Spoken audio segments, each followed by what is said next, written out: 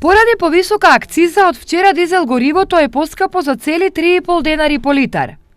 При потрошувачка од само 2 литри на ден, ова се нови 200 денари месечно или најмалку 2500 денари во текот на една година.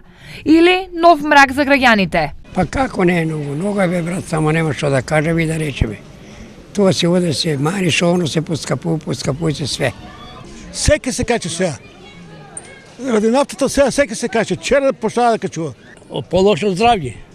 И тоа ќе се качи од се од најситното до наједрото. Но разочарувањето на граѓаните не го делат претениците. За нив ова е дополнително сонце за нивните месечни недоместоци по основ патни трошоци.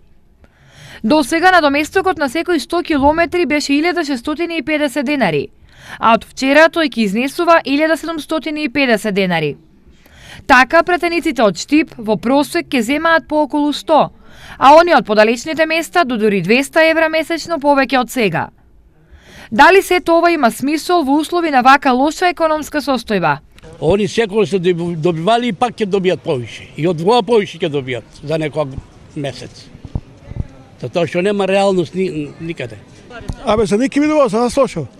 Секако, претениците го земаат она што им следува по закон, но незадоволството е тука зашто на граѓаните им беше ветено дека доаѓа живот, а не нови поскапувања.